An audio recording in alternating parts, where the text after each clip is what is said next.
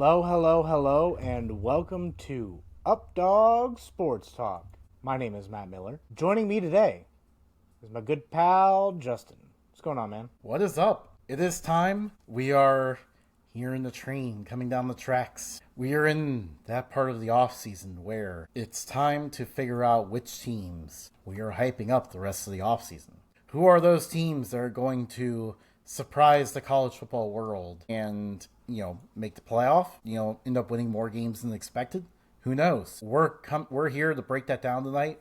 We're going to be picking a surprise team each from the SEC, the Big Ten, and the Big 12 today. Matt, how excited are you for this? I'm pretty excited, dude. Kind of came off the NFL hangover from the draft and our insight of the draft. Now we get to take another look at college football after the portal closed to see where things are at. I mean, right now, I don't see any reason that why this could change for us throughout the summer. I mean, since we're doing it now, I think it's a good time to get this out there. Not too many people are focused on college football. We're really good at breaking down college football. So if you are joining us for the very, very first time, this program prides ourselves on sticking up for the little guy. Yes, we are talking about SEC today, but SEC moves the needle. We kind of contractually have to talk about the SEC. But we also stick up for FCS teams. We stick up for the Bowling Greens of the world. We stick up for the little guy. Charles Barkley actually echoed that sentiment this past week, bashing ESPN for spending the entire season talking about the Lakers and the Warriors. And the Lakers are out of the playoffs, and I think the Warriors may have been eliminated as well. But he said that ESPN focused so much on the top teams that it wasn't even fun to watch coverage. And he's about to be an ESPN employee, so it's kind of funny to see. But he echoed our sentiment, and that's what we carry at this show is we don't just want to talk about the LeBrons of the world, the Patrick Mahomes. We also want to talk about the people that you may never have heard of. So sit back, relax, and enjoy the show. Yeah. I think this upcoming series is going to be a fun one simply because of that. We like to provide coverage across all of college football. So, while we'll be talking about some of the bigger conferences tonight, stay tuned because, after we have a little bye week next week, we'll be diving into, in 2 weeks, we'll be diving into the ACC. We'll be diving into the American, the Sun Belt. And then the week after that, we'll be diving into Mountain West, Maction, and Conference USA. So, yeah. I will be at a Reds game next week getting a Pete Rose jersey. Justin will be making a guest appearance on a friend show. Yeah, stay tuned for that announcement. That one kind of came down the pipeline just earlier today. Very fun, exciting stuff there. I figured while, not on this show, I may as well be on another show. It was one of those things that just kind of came together really quick and worked out perfectly. Very excited about it. Stay tuned for more on that one. I figure I should let the other show announce it first. So. Maybe. I mean, we won't say who show we're going on. Yeah. Anyway, so we have hinted now that we're going to be in the SEC. So, let's get this hype train on the tracks here. Who is your hype train team in the SEC? Who is going to crash the college football playoff or, even surprise in another way? So before I get to that, I'm going to just preface this with I've never been a fan of this team. I've actually barely ever spoken highly of this team. So this one is new for me. I think we especially in our early days, we have roasted this team a lot. Actually. Yeah, we purposely would play this team in college football 25 or NCAA 14 to make sure that they weren't good. But some of the other choices that I had was LSU, because they had good recruiting and stuff, but didn't really want to back Brian Kelly. He left a sour note in my mouth, and they got a few games handed to them last year, so I don't think that's fair. South Carolina, but they lost half their defense to the draft. So my next option is wait. I have a soundboard for this. Ooh, okay. Nope, wrong one. Where's the punch? The Florida Gators. Florida Gators went 8-5 last year. This year, I think they can go 9-3, potentially even 10-2. They have a favorable schedule early. And then followed by Probably one of the roughest stretches. But they face Long Island. That's a cakewalk. They face South Florida. As much as I want to see South Florida win, I think Florida's going to win. They'll play LSU. I think that'll actually be a really good game. They play at Miami. I think that'll also be a good game. They play at home versus Texas. I think that'll be a good game. At Texas A&M, and then Mississippi State, Georgia, Kentucky, Ole Miss, Tennessee, Florida State. So I think they have a pretty favorable schedule handed to them this year. If you look at their recruiting over the last few years, they were 18th in 2022, 13th in 2023, 13th in 2024, but in 2025, they made the jump up to number 7 in the recruiting rankings. They also didn't have a bad time in the portal either. They got some needs. I wouldn't say they were the best team in the portal because there certainly was some pretty good grabs out there by some teams. I think they've addressed a lot, and this is DJ Lagway's year to show the world what he can be. He stepped in as a true freshman, and handled business okay. I mean, a lot of players had left, so it was pretty much just him. And kind of stepped into a team that, like, he didn't expect to be starting right away. I think now he has the intangibles to take that next step. I think he can lead this team. I wouldn't say they are definite lock for the playoff, but I think they're fringe. I think they can sneak their way in if they hold true to what I'm saying. I would say based on the strength of schedule, even 3 losses could potentially get them in. Yeah, I mean, they do have a few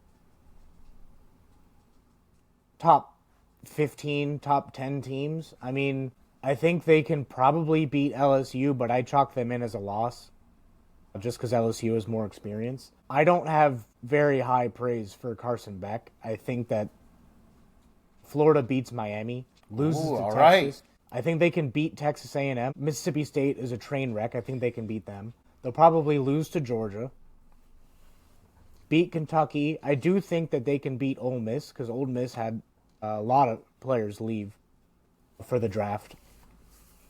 Tennessee is kind of in a downward spiral right now, so I feel like Florida can take advantage of that. And then Florida State, more than likely they're not going to repeat last year, but I still don't think they're going to be as good as the year before.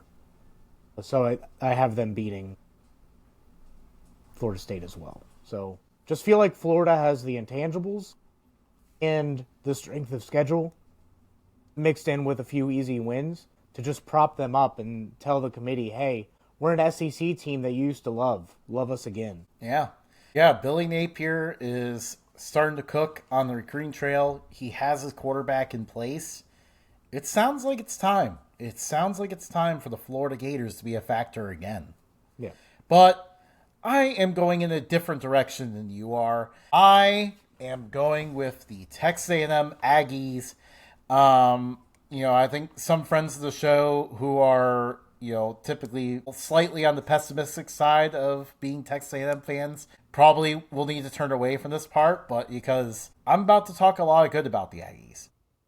I am a huge fan of Mike Elko, their head coach. I think he was the right hire. He was someone who is, I feel like Texas A&M's had a lot of nonsense around. He's a no-nonsense guy who is just ready to build this program up. The big thing is they are, by almost all accounts, and obviously I know, I don't mention a specific thing here because, returning production stats right now are a little bit up in the air at the spring portal, but right now Texas A&M is top 5 in returning production in the whole country.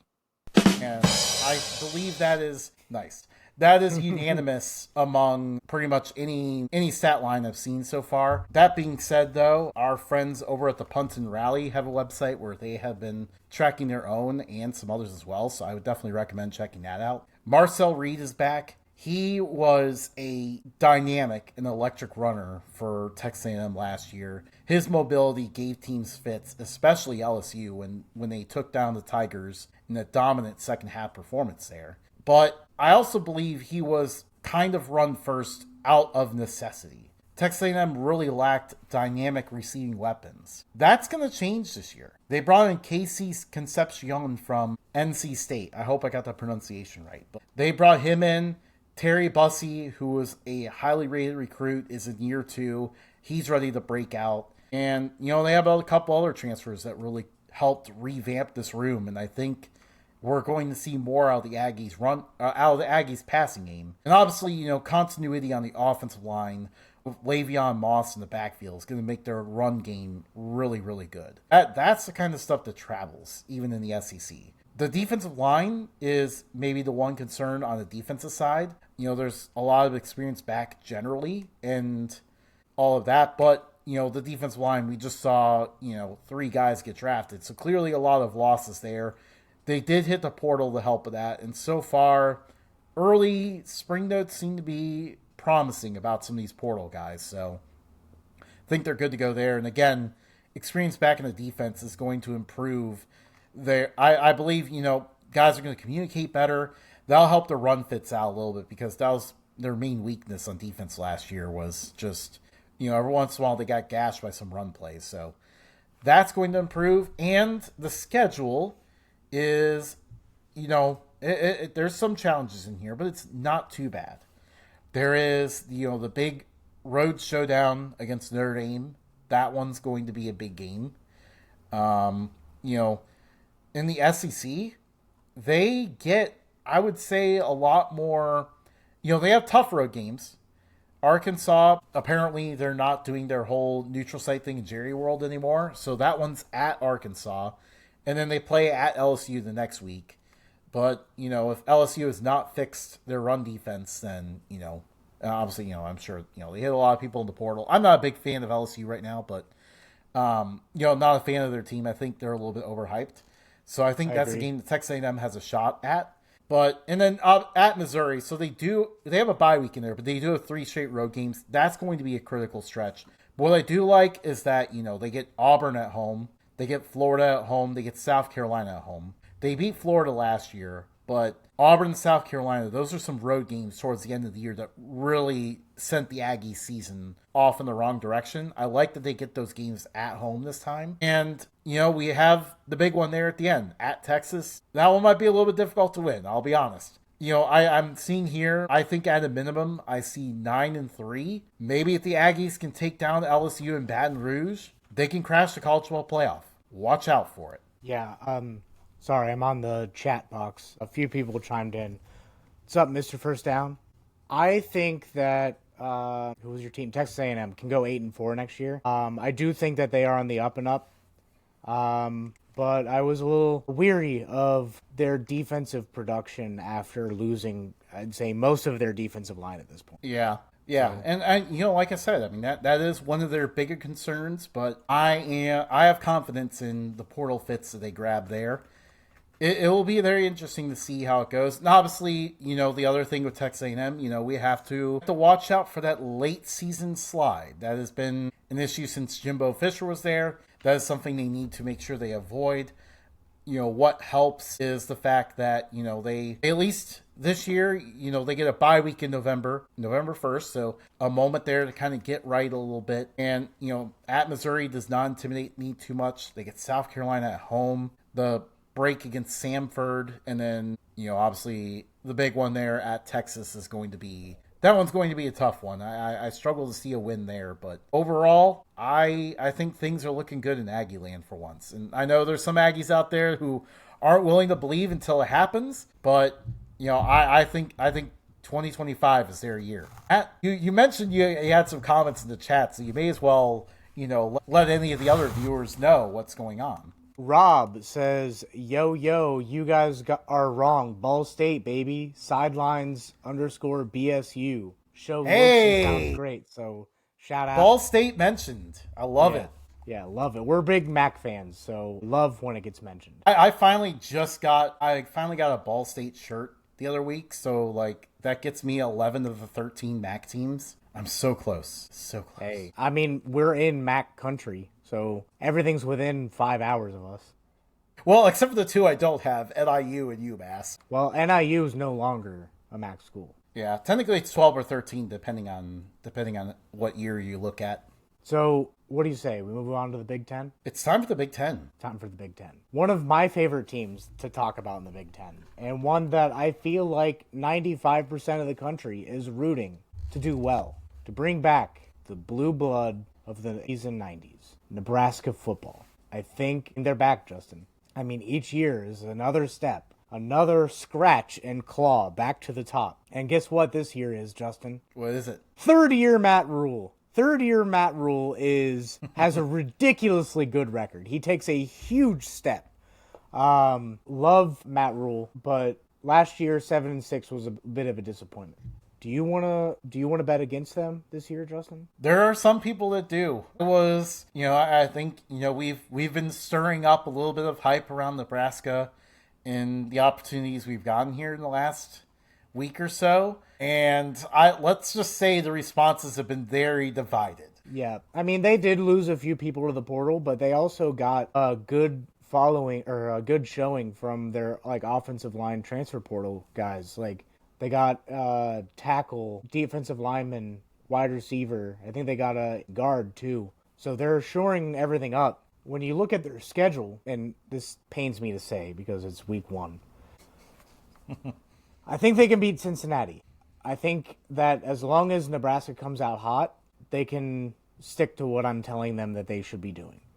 Beat Cincinnati, beat Akron, beat Houston Christian. Probably, I'm going to give them a loss to Michigan. I think Michigan can have a bounce-back year. Hey, but Sharon Moore is not coaching that game. No, but I think from top to bottom, Michigan has better players. I think they can beat Michigan State, and by the time they play Maryland, it's October Maryland. And October Maryland, I think, is winless in the past, 10 years. I do think they randomly came back to beat USC this past year, and that was one of their 4 wins overall. They play Minnesota around the time where Minnesota always picks things up. So I'm going to give them a loss to Minnesota. So right now they've lost to Michigan and Minnesota. They'll beat Northwestern. I still think that they can beat USC. I don't think UCLA is quite there yet to start beating everyone. So I think Nebraska can beat UCLA. And then I'm going to give them a loss to Penn State and Iowa. Now, because it's year 3 Matt Rule, I'm going to go on a bold prediction here and say that they're going to beat Iowa. I'm going to give them that one extra win to get them to 9-3. Okay. I'm surprised you haven't mentioned young Mahomes yet. I don't know why he is trying to look exactly like Patrick Mahomes, but Dylan Raiola needs to stop. Be your own guy. It does help that he has family and the coaching staff. Does help that he was a 5-star recruit. I do think that he can take a big step forward this season, but Justin, remember last year, his struggles? Yeah, he started out hot at the beginning of the year, and then, as they entered conference play, things kind of trailed off. Not just conference play. Do you remember the breakdown of man versus zone? No, break it down for us. If I remember correctly, and I have a terrible memory, so quote me if I'm wrong, Justin. Correct me if I'm wrong. Dylan Raiola had a 97% completion percentage against man, but then a 40% completion percentage against zone. And if there's that big of a disparity, or maybe it was passer rating. But I mean, he was ridiculously good against man and ridiculously bad against zone. So as long as he can be okay against zone and still be ridiculously good against man, I think this team's going to come out okay. They got Dane Key from Kentucky. He's a solid, underrated receiver, so that'll be a good weapon for him.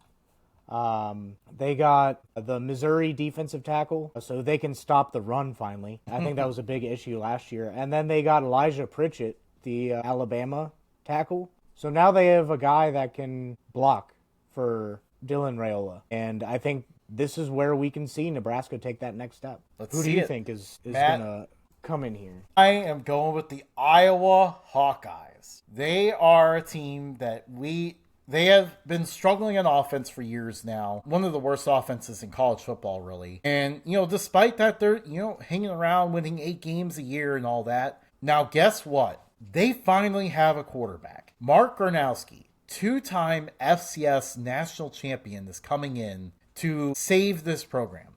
He is their best quarterback they have had since Ricky Stanzi was with the program. So they finally have that position resolved. Overall, the Hawkeyes have a decent amount of returning production. I've seen them, somewhere between 30 and 35 overall. They lost Caleb Johnson. That is a big loss. I think Kamari Moulton, a lot of promising signs from the spring so far. I think he's ready to step in, lead the way, and become another one of the great running backs in the lineage of Iowa running backs. Another positive sign for the Hawkeyes, they have a young group of receivers, but so far in the spring, despite some guys being injured and out, they've seen a lot of encouraging signs in their receivers so far in the spring. I think it helps that, they have quarterbacks who are ready to fire them there, a more confident and competent offensive play caller in Tim Lester. This offense is finally going to go. That is a huge key. There's some losses on the defensive side, but let's face it, this is a Phil Parker defense. No matter what, we know they're going to be a tough defensive team and a tough defense that nobody wants to go against. They're a nightmare to face on defense, always. And then finally, the real thing that's really bringing this home for the Hawkeyes, they have a very favorable schedule. Their toughest games, the toughest teams they play, Penn State, Oregon, and Indiana they have Iowa State as well. Those are probably the 4 toughest games they have. 3 of the 4 are at home in Kinnick, where Iowa is already very difficult to play. Iowa State, yes, Iowa State is the only team to beat Iowa in Kinnick last year. But guess what? Iowa's been really good at winning at Iowa State lately. So that's a huge key as well. I think they're going to be able to take that game. I think they can beat Indiana. These other road games do not worry me. At Wisconsin, at USC, at Nebraska, I think Iowa sweeps all of those. The Iowa Hawkeyes, they could even, if they get upset in one of those games, maybe they pull an upset to make up for it against Penn State or Oregon even. Either way, I'm making my declaration now. The Iowa Hawkeyes go 10-2 and crash the college football playoff. I wouldn't mind that. The funny thing? Both Iowa and Nebraska were really good at home last year. Iowa was 6-1, Nebraska was 5-2. Both of them bad on the road. Yeah. It was a huge disparity for Iowa. They actually started to steamroll teams at home. They won 3 straight games where they scored in the 40s and only gave up 10 to 15 points. Well, technically Washington scored 16. They beat Washington 40-16. Next home game, they beat Northwestern 40-14. They beat Wisconsin 40-10. Iowa's major issue, fortunately this won't be super tested this year. Iowa's major issue is playing on the road. They lost 35-7 to Ohio State, 32-20 to Michigan State, 20-17 to UCLA. That was a rough one. But, this year, the road schedule is not too bad. There's not, like I said, there's not a whole lot on the road that worries me. At least in terms of, if Iowa plays their best game. Yes, if they get sloppy and have a bad game, things could go wrong and maybe they don't crash the playoff. But right now, I'm confident the Hawkeyes come out, have a great year, and they're a surprise team that crashes the playoff. We'll have to see. That last game of the year, I guess we may have to try to go to that. Yeah, no, that last game of the year is really going to determine which of us is right. Last game of the year, Brent. Can't hold anything back. Needless to say, based on past history, I feel really good about that one. Moving on to our final conference of the day. The Big 12. Oh, yeah. We're picking a sleeper out. We're picking a team out of the Big 12. Guess what? The what? Wild, Wild West. It really is. I mean, it's not entirely West, but this conference really is the Wild West. Hey, it's West to us. And East, I guess. Back to the Big Ten. If Iowa and Nebraska are doing, what we think they're going to do, we may actually have to try to go to that game. 100%. If there's a college football playoff spot on the line, yeah. Yeah. So back to the Big 12. As much as I want to overhype Cincinnati, as much as I want to overhype someone else, I gotta go with the team that arguably might have one of the best transfer portal years of this offseason. The Texas Tech Red Raiders. Now, last year didn't turn out so well for them. They did finish 8-5 and were 2 games out of first place, and they were in it for most of the year. But they kind of were playing behind the whole. This year, I don't think they're going to be playing behind unless they just magically decide not to play football. They don't have the best recruiting class, but their transfer portal got really, really good players. They got an interior offensive lineman, so they can finally block. They got two edge rushers and a tackle. They fixed every need they had. Now they can get after the quarterback, and now they can block. When it comes to their style of play, Justin, do you think they're going to just throw the ball all over the field? I mean, we know they will, but, Texas Tech has quietly been running it a little bit more than they have in the past. Yeah, I mean, they have the roster for success, but I think now they can get back to what they do best and pass the ball. Yeah, they'll probably run the ball a little bit more often, but now they can be a little bit more dangerous in the pass game. But they also have a very favorable schedule. Play Arkansas Pine Bluff, Kent State, Oregon State. Their first big test is Utah, and I think they can take that one. Houston, Kansas. Then their biggest test, Arizona State. I do think they lose that game despite Arizona State missing a lot of their players from last year. Oklahoma State, Kansas State. Lose to BYU, UCF. I think they can still get a win over that and beat West Virginia. So I think they can also crash the college football play. You think they're winning the Big 12? I do think they're going to win the Big 12. There we go. I think Texas Tech is just one of those slept-on teams that everyone looked at last year and was like, BYU was really good. They're going to be really good this year. Arizona State was really good. They're going to be really good this year. I've even seen a lot of people say Utah is going to bounce back this year. While all those are valid points, all of those people were overlooking Texas Tech. Not to say that they're wrong, but I do think Arizona State takes a step back. I think BYU takes a little bit of a step back, and I think that Utah, they finished 5-7 last year. I think they will do better, but I don't think they're gonna do as good as Texas Tech.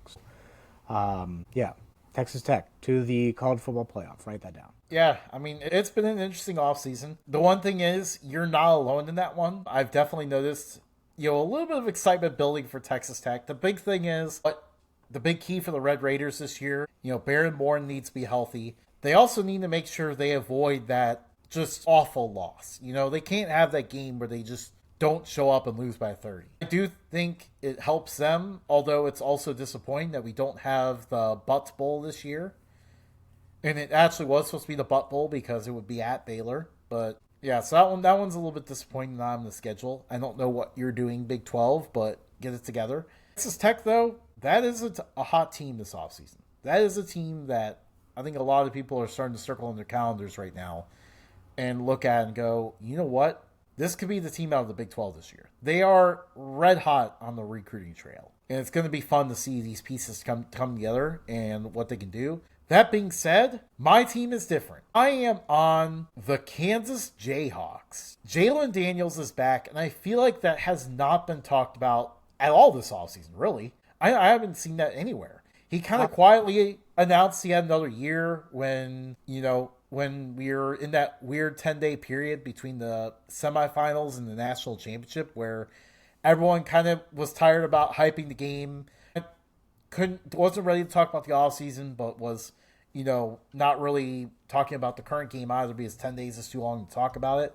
And, he came back. Matt, before I get on to the next point, what do you got there? Two things. One, Texas Tech got a quarterback last year or 2 years ago from Justin, Texas. Really now? Yeah. I have a city in Texas. How about that? Second thing isn't this Daniels' sixth year? It feels like it. It feels like he's been there forever at this point. And I'm pretty sure this is his second team, if I'm not mistaken. Yeah. No. He's been at Kansas this whole time, I think. Has he really? Maybe look that up real quick, but yeah, I cannot remember a time where he was not at Kansas. And, honestly, I may be breaking news to a lot of people right now because I'm pretty sure at least 75% of college football fans thought for sure that he was finally out of years last year. But guess what? He's not, and he's ready to get back to playing at a high level. One of the big keys for their offense is that offense coordinator Jim Zabrowski is taking over. I think he was always considered a high riser in their coaching staff. And I feel like, they made the mistake last year by going with Jeff Grimes instead of him. They've corrected that mistake. Grimes is off to Wisconsin, and Zabrowski now has taken over the reins. I think he's a better fit for the offense. We kind of saw last year, huh? This is his 5th year, but there is a Jalen Daniels playing quarterback for Norfolk State. And Michael Vick, shout out. Yeah, so, I think, this was a good... Sorry, you got lost my train of thought there, but we saw it last year with Jeff Grimes. Like, the offense was just a tick-off. Like, Kansas was in all of their early losses. They were right there. Something with the install or something, like, they were just seconds off on every play. And, it turned, plays that would have been scores in the turnovers and stuff like that. So I think we're going to see a much smoother operation this year with the new offensive coordinator in place. Running back Devin Neal is gone, but that's okay. Daniel Highshaw Jr. is ready to step in and lead the way and be running one of the best running backs in the Big 12. He's already looked good in all the time that he's played. He's going to crush it this year. And the offensive line. The offensive line is very experienced. They're going to pave the way for Daniels and Highshaw in that run game. That run game, which, by the way, just tore up the conference there in the last month of the season. When they went on that crazy run where they beat three straight ranked teams. They brought in some receivers from the portal to kind of help out that position. And, they also utilized the portal to revamp the defense. They saw the defense had not been good enough. Wasn't making up for the fact that the offense was just a tick down last year.